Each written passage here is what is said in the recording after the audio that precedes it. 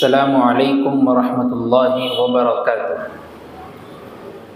الحمد للہ رب العالمین والصلاة والسلام علی سید الانبیاء والمرسلین وعلی آلہ واصحابہ اجمعین، اما بعد، قال اللہ تبارک وتعالی فی کلامہ المجید والفرقان الحمید، اعوذ باللہ من الشیطان الرجیم، بسم اللہ الرحمن الرحیم۔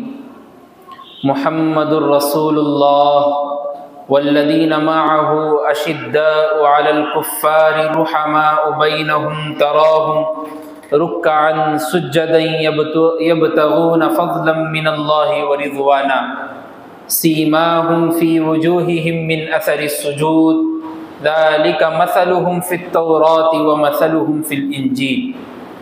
صدق اللہ العظیم۔ وقال النبی صلی اللہ علیہ وسلم اصحابی کالنجوم بأیہم اقتدیتم اہتدیتم، او کما قال علیہ الصلاۃ والسلام۔ معزز سامعین کرام، محترم بزرگوں اور دوستوں،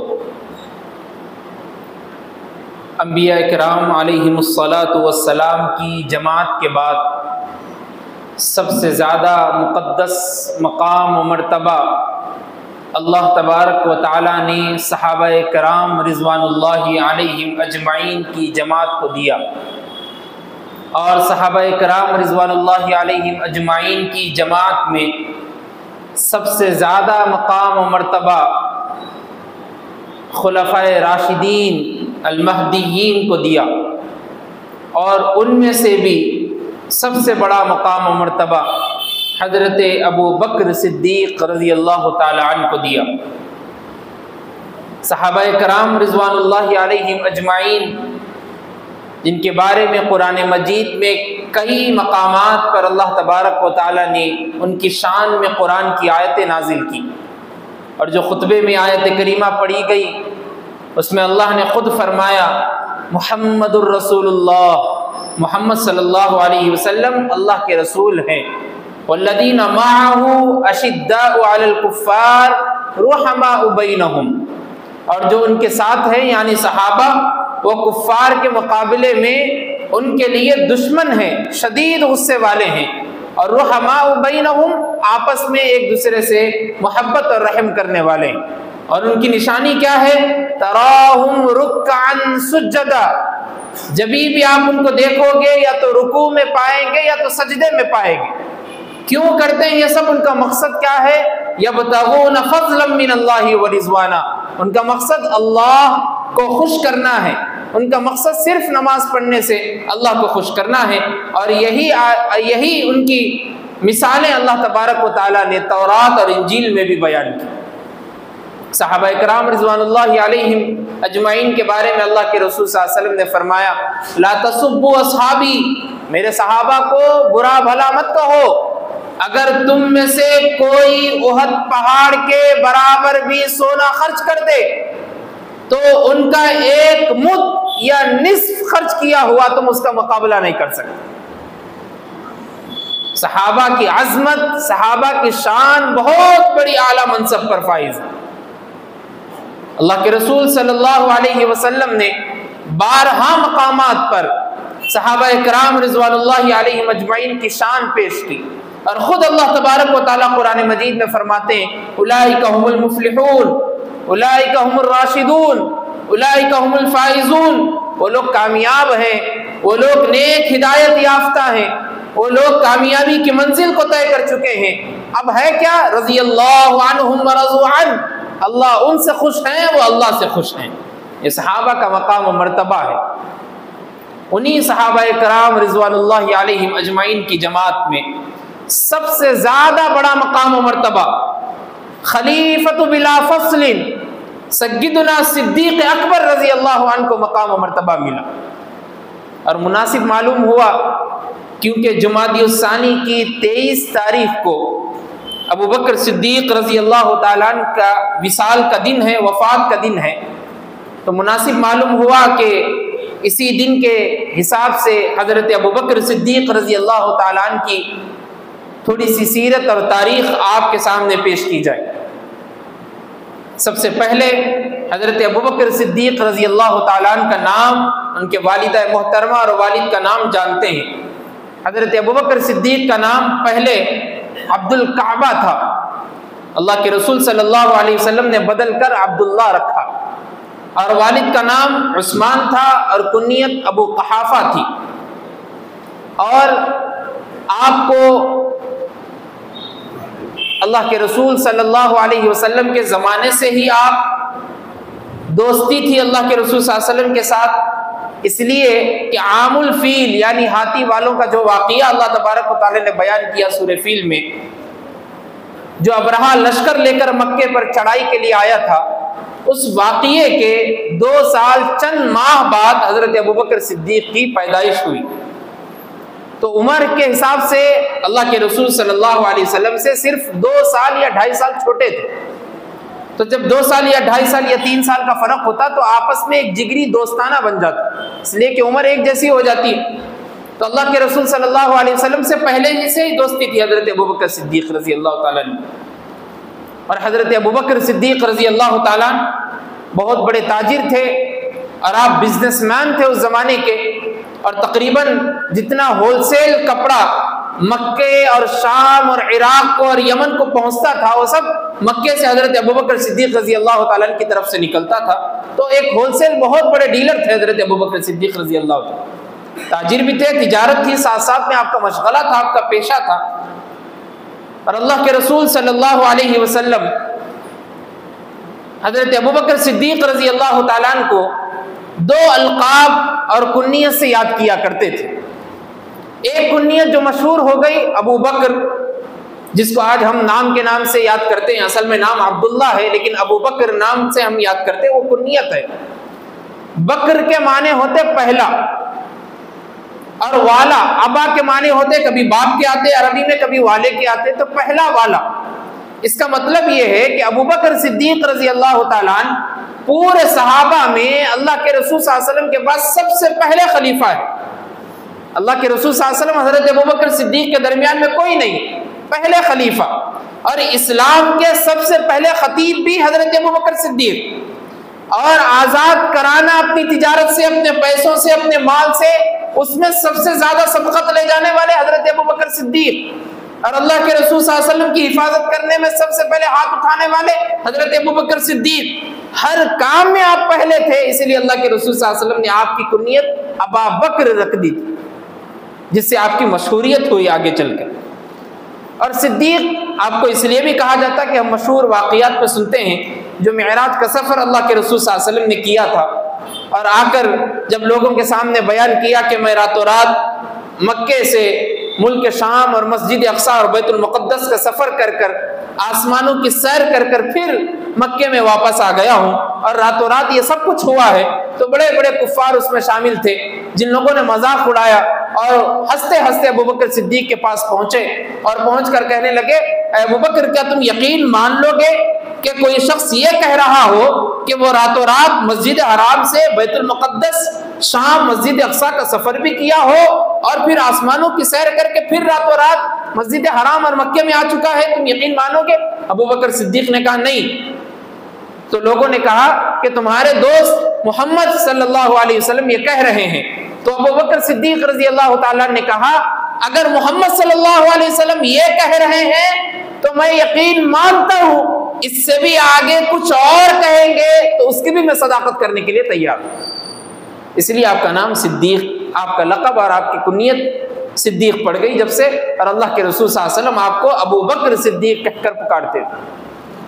اور عتیق کے ایک اور جس کے پیچھے مقصد ہے وہ یہ بھی ہے کہ اللہ کے رسول صلی اللہ علیہ وسلم ایک مرتبہ حضرت ابوبکر صدیق رضی اللہ تعالیٰ جیسے ہی گھر میں داخل ہوئے اما جان حضرت عائشہ رضی اللہ عنہا کے ساتھ، تو جیسے ہی اللہ کے رسول صلی اللہ علیہ وسلم نے ابوبکر صدیق کو دیکھا، کہا کہ تم کو جہنم سے آزاد کر دیا گیا ہے، اور آزاد کرنے کو عتیق کہا جاتا ہے، عتیق من النار، تم کو جہنم سے آزاد کر دیا گیا ہے، جب ہی سے آپ کا لقب عتیق پڑ گیا۔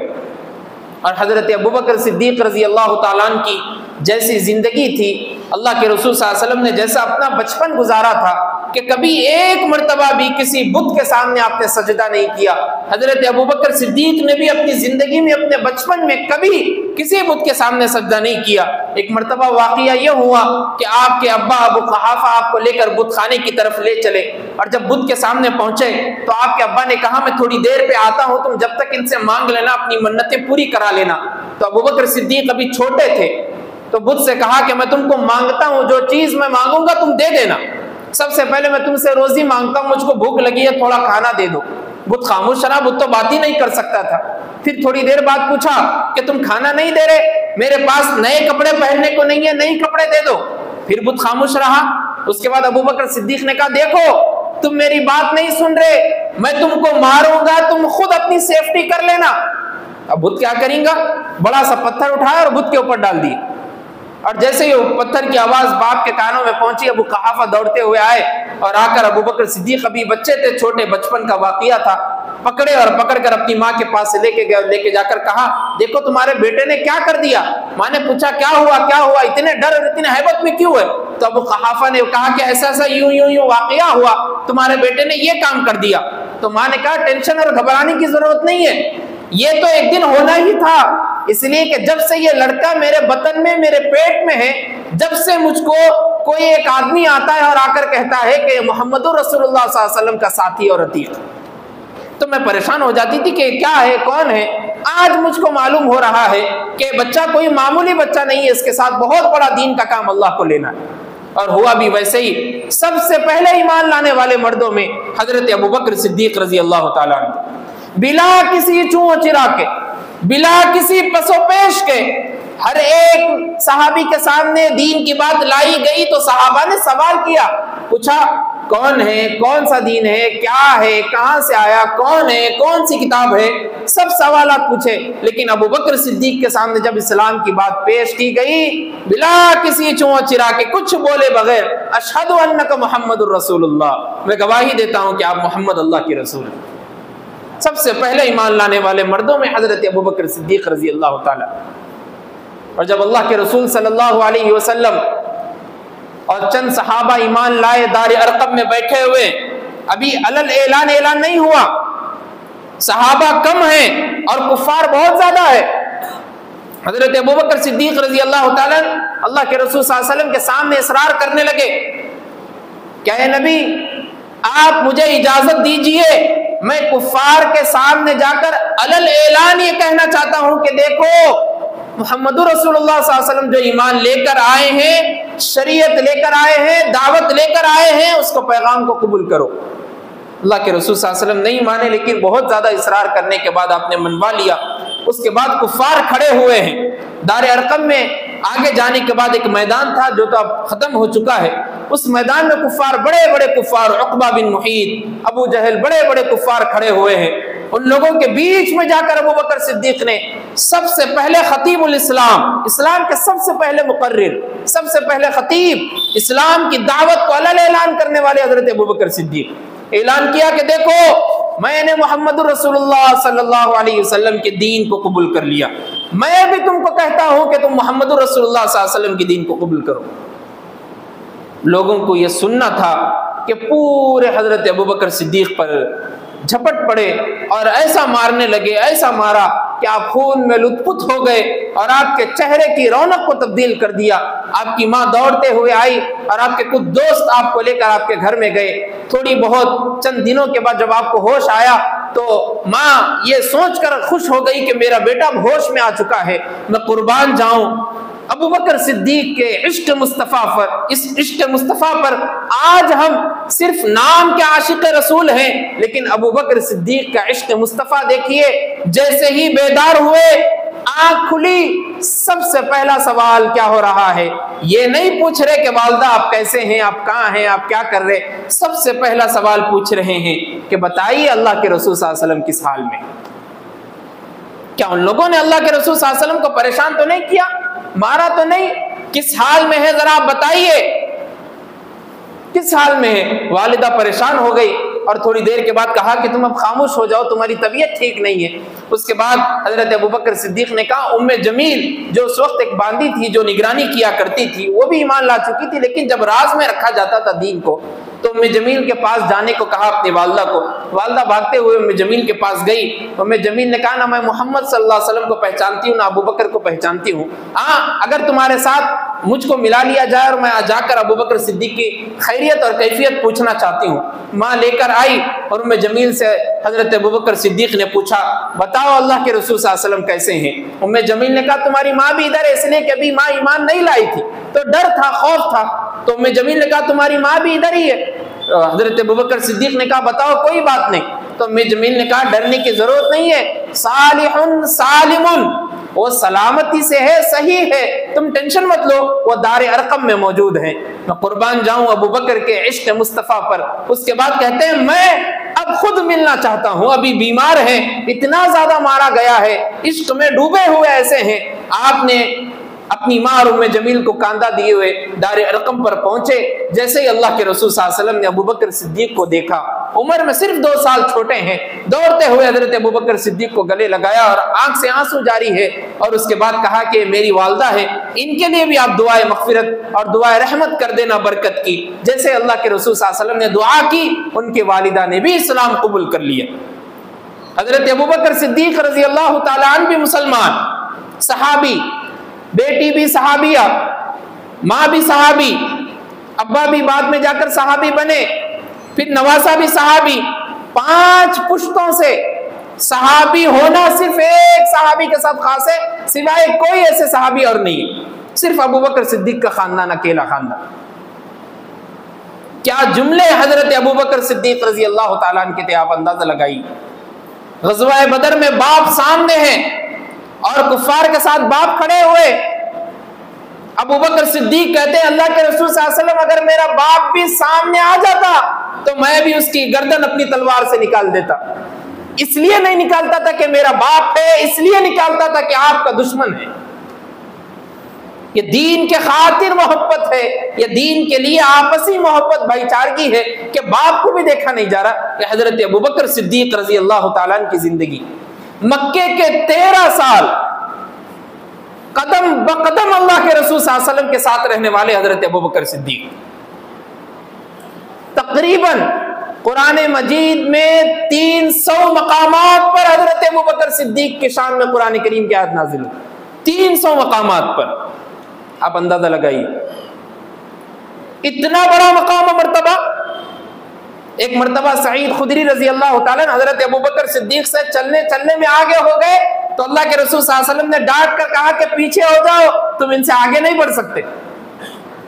یہ شان حضرت ابو بکر صدیق کی ہے. حضرت علی رضی اللہ تعالیٰ نے ایک بیان میں منبر پر کھڑے ہو کر لوگوں سے سوال کرتے ہیں بتاؤ تم میں سے سب سے زیادہ بڑا پہلوان کون ہے؟ پورے لوگ منبر پر حضرت علی ہے اور پورے لوگ مسجد میں مدینہ منورہ میں کہہ رہے ہیں کہ آپ نے تو غزوہ خیبر کے دروازے کو ایک ہاتھ پر اٹھا لیا تھا، آپ سے زیادہ پہلوان کون ہوگا؟ حضرت علی نے انکار کر دیا، نہیں میں نہیں، اور کوئی بول دے. بعد میں لوگوں نے کہا آپ خود ہی بتا دیں. حضرت علی نے کہا سب سے بڑا پہلوان حضرت ابو بکر صدیق. کیوں؟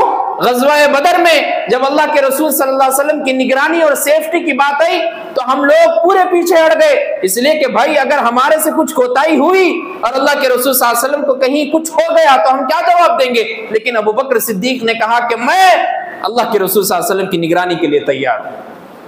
ان سے بڑا پہلوان کون ہو سکتا ہے؟ ایک مرتبہ اللہ کے رسول صلی اللہ علیہ وسلم غزوہ تبوک کے لیے مدینہ منورہ میں لوگوں کو اعلان کیا کہ دیکھو تمہارے گھر میں جو کچھ ہے سارا سامان لا کر رکھ دو، اس لیے کہ جنگ کے لیے کچھ سامان کو خریدنا ہے. اگر تم اللہ کے راستے میں خرچ کرو گے تو سامان آئے گا جنگ کے لیے. پورے صحابہ جو اپنے پاس تھا سب کچھ لا کر رکھ دیے. حضرت عمر فاروق رضی اللہ تعالیٰ عنہ کے پاس جب بہت سارا مال تھا، حضرت عمر فاروق نے سوچا کہ اگر آج میرے پاس یہ بات آ گئی، آج میں اپنے گھر میں جو کچھ ہے میں لا کر رکھ دوں گا، حضرت ابو بکر صدیق سے میں آگے بڑھ جاؤں گا اور اللہ کے رسول صلی اللہ علیہ وسلم کہیں گے کہ عمر آج تم نے ابو بکر سے بازی لے چلے، آج تم ابو بکر سے زیادہ خرچ کر دیے. یہ سوچ کر حضرت عمر فاروق رضی اللہ تعالیٰ عنہ اپنا پورے مال میں سے نصف مال اللہ کی راہ میں خرچ کرنے کے لیے لے کر آئے اور نصف مال گھر میں چھوڑ کر آئے. اور جیسے ہی آئے حضرت عمر فاروق سے اللہ کے رسول صلی اللہ علیہ وسلم نے سوال کیا عمر فاروق کیا لے کر آئے اور کیا چھوڑ کر آئے؟ عمر فاروق نے کہا کہ اللہ کے رسول صلی اللہ علیہ وسلم میں آدھا مال اللہ کی راہ میں خرچ کرنے کے لیے لایا ہوں اور آدھا مال گھر کے لیے رکھا آیا ہوں۔ اتنے میں ابو بکر صدیق بھی پہنچ گئے۔ حضرت ابو بکر صدیق سے پوچھا بتاؤ تم کیا لے کر آئے اور کیا چھوڑ کر آئے؟ حضرت ابو بکر صدیق رضی اللہ تعالیٰ عنہ کی وہ اللہ کی راہ میں خرچ کرنے کی مثال دیکھیے آپ۔ حضرت ابو بکر صدیق فرماتے ہیں میں نے سارا مال گھر کا اللہ کی راہ میں خرچ کرنے کے لیے لایا ہوں۔ اس کے بعد اللہ کے رسول صلی اللہ علیہ وسلم نے پوچھا پھر گھر کے لیے؟ جواب سننے کے لائق ہے، سونے کے قلم سے لکھنے کے لائق ہے۔ حضرت ابو بکر صدیق نے کہا گھر کے لیے اللہ اور اس کی رسول کی محبت چھوڑ کے آیا ہوں، اس کے علاوہ اور کچھ نہیں۔ دین کے راہ میں خرچ کرنا۔ اور جب نئے نئے اسلام میں دین میں صحابہ پیش ہو رہے تھے، حضرت بلال حبشی، عامر بن فہیرہ، عثمان بن مظعون غلام تھے، اپنے آقا کی مار کھاتے ہوئے زندگی گزار رہے تھے۔ حضرت بلال حبشی رضی اللہ تعالیٰ عنہ کو ننگا کر کر پہاڑ کی چٹانوں پر لٹا دیا گیا، بڑا سا پتھر لا کر رکھ دیا گیا اور کہا جا رہا ہے کہ اب پھر جاؤ پھر جاؤ، لیکن حضرت بلال حبشی کی زبان مبارک سے ایک ہی آواز نکل رہی، احد احد، اللہ ایک ہے، اس کے علاوہ کوئی معبود نہیں۔ ان غلاموں کو دیکھ کر حضرت ابو بکر صدیق رضی اللہ تعالیٰ نے اپنا سارا مال خرچ کر دیا اللہ کی راہ میں اور ان کو آزاد کرا دیا۔ اسی لیے اللہ کے رسول صلی اللہ علیہ وسلم نے آپ کو عتیق کا لقب دیا کہ آپ نے ان لوگوں کو آزاد کرایا، اللہ نے آپ کو جہنم سے آزاد کرا دیا۔ حضرت ابو بکر صدیق رضی اللہ تعالیٰ عنہ کی شان ہے۔ اس واقعے کو ہم کیسے بھول سکتے ہیں؟ ہجرت کے وقت مدینے کی طرف پورے صحابہ جا رہے ہیں، سوائے حضرت علی اور حضرت ابو بکر صدیق کے۔ حضرت علی اللہ کے رسول صلی اللہ علیہ وسلم کی جگہ پر آرام فرما رہے اور حضرت ابو بکر صدیق رضی اللہ تعالیٰ عنہ اللہ کے رسول صلی اللہ علیہ وسلم کے ساتھ غار ثور میں ہیں۔ 3 دن کا وہ قیام، حضرت علی اور حضرت عثمان حضرت عمر مل کر کہتے ہیں اگر ہماری زندگی کے پورے اعمال ابو بکر صدیق لے لے اور وہ 3 دن جو اللہ کے رسول صلی اللہ علیہ وسلم کے ساتھ تھے وہ 3 دن کا عمل ہمارے کو دے دے تو ہم اچھا سودا سمجھتے ہیں، اس سے بڑا سودا اور کوئی ہو نہیں سکتا۔ پوری زندگی کے اعمال آپ اندازہ لگائیے 3 دن کیسے تھے غار ثور میں۔ رفیق سفر ہیں، رفیق غار ہیں۔ اللہ تبارک و تعالیٰ نے قرآن مجید میں فرمایا ثانی اثنین اذ ہما فی الغار اذ یقول لصاحبہ لا تحزن ان اللہ معنا۔ دونوں غار میں موجود ہیں۔ حضرت ابو بکر صدیق کہتے ہیں غار کے اتنے قریب لوگ آ گئے تھے ڈھونڈتے ڈھونڈتے، اگر محمد الرسول اللہ صلی اللہ علیہ وسلم کے قدم مبارک کے نشان کو بھی دیکھ لیتے تو ہم پکڑے جاتے۔ اتنے قریب آ گئے تھے اور میں ٹینشن میں ہوں، پسینہ اوپر سے جا رہا ہے، آنکھ سے آنسو جاری ہے کہ اب کیا ہوگا کیا ہوگا۔ تو اللہ کے رسول صلی اللہ علیہ وسلم نے کہا لا تحزن ان اللہ معنا، غم مت کرو، ٹینشن مت لو، اللہ ہمارے ساتھ ہے، پریشان ہونے کی ضرورت نہیں۔ اور ایک سوراخ پہ آپ کی ایڑی لگی ہوئی ہے اور اللہ کے رسول صلی اللہ علیہ وسلم آرام فرما رہے، اور ایڑی پہ جب سانپ کاٹتا ہے شدت کی تکلیف ہے، لیکن مجال کہ کوئی آہٹ ہو، کوئی ہلے کوئی ڈھلے، کچھ نہیں، اس لیے کہ سرور کائنات فخر موجودات کا بستر ہے اور آرام فرما رہے ہیں۔ میرے ہلنے اور ڈھلنے کی وجہ سے نیند خراب ہو جائے گی تو میں کیا جواب دوں گا مالک کے سامنے؟ درد کی تکلیف، شدت، صبر کرتے رہے کرتے رہے کرتے رہے، آخرکار آنکھ سے آنسو کے قطرے ٹپک پڑے۔ اللہ کے رسول صلی اللہ علیہ وسلم کے گال مبارک پر جب آنسو کے وہ قطرے گرتے ہیں تو اللہ کے رسول صلی اللہ علیہ وسلم جاگ اٹھے اور پوچھا کیا ہوا؟ تو ابو بکر صدیق نے پورا واقعہ بتایا کہ ایسا ہوا۔ اب اندازہ لگائیے اللہ کے رسول صلی اللہ علیہ وسلم کا لعاب دہن حضرت ابو بکر صدیق کے قدم مبارک پر لپا جا رہا اور پڑا جا رہا ہے، جس کی وجہ سے پورا زہر جو تھا پورا ختم ہو گیا۔ کون؟ ابو بکر، جو اللہ کے رسول صلی اللہ علیہ وسلم کے ساتھ زندگی بھر اللہ کے رسول صلی اللہ علیہ وسلم کے ساتھ سفر میں، حضر میں، غار میں، دن میں، رات میں، ہر وقت اللہ کے رسول صلی اللہ علیہ وسلم کے ساتھ۔ اگر جلوت میں اللہ کے رسول صلی اللہ علیہ وسلم صدیق اکبر کے ساتھ رہتے تو خلوت میں صدیق اکبر کی بیٹی عائشہ کے ساتھ رہتے تھے۔ یہ زندگی اللہ کے رسول صلی اللہ علیہ وسلم نے، اور اللہ کے رسول صلی اللہ علیہ وسلم نے کہا ایک طرف ابو بکر ہے ایک طرف عمر ہے، دونوں کے ہاتھ پکڑ کر کہا ہم دنیا میں بھی ایسے ہیں اور جنت میں بھی ایسے ہی رہیں گے۔ یہ مقام و مرتبہ ہے۔ اب بعض لوگ ایرے غیر نتو خیرے آ کے بول دیے کہ ابو بکر فلاں ہیں، عمر فلاں ہیں، ان کی تاریخ یہ ہے، انہوں نے خلیفہ کے لیے حضرت علی کو بنانے کے بجائے اپنے آپ کو بنا لیا، فاطمہ کا باغ کھا لیا، نعوذ باللہ اتنی باتیں کہہ دی۔ اور میں یہ باتیں خود منبر پر بیٹھ کر نہیں کہنا چاہ رہا، لیکن نقل کفر نباشت کے حوالے سے، تاکہ آپ تک یہ بات پہنچ جائے، آپ کے کانوں تک یہ بات پہنچ جائے، جنہوں نے اپنی کتابوں میں اس بات کو لکھا ہے نعوذ باللہ، اس کا ایک تاریخی مورخ کہتا ہے اپنی کتاب میں کہ اگر مدینے کا مجھ کو حاکم بنا دیا جائے تو میں سب سے پہلے مدینے میں روضہ رسول میں حاضری دوں گا، پھر ابو بکر و عمر کی قبر کو کھودوں گا اور ان کو سولی پر اٹھا لٹکا دوں گا۔ نعوذ باللہ، کیا مجال، تم نے کیا تصور کر لیا؟ اس ابو بکر صدیق کی زندگی کے بارے میں کبھی آپ نے پڑھا ہی نہیں۔ حضرت علی خود کہتے ہیں ہم میں سب سے پہلے سبقت کرنے والے حضرت ابو بکر صدیق تھے، خلیفۃ بلا فصل۔ یہ ابو بکر صدیق رضی اللہ تعالیٰ خلیفہ جب بننے کی باری آئی تو سب سے پہلے کھڑے ہو کے کہتے مجھ کو خلیفہ نہیں بننا ہے، لیکن اللہ کے رسول صلی اللہ علیہ وسلم کی حدیث میں تم کو سناتا ہوں، اللہ کے رسول صلی اللہ علیہ وسلم نے کہا میرے بعد کوئی خلیفہ بنے گا تو وہ قریش میں سے ہوگا۔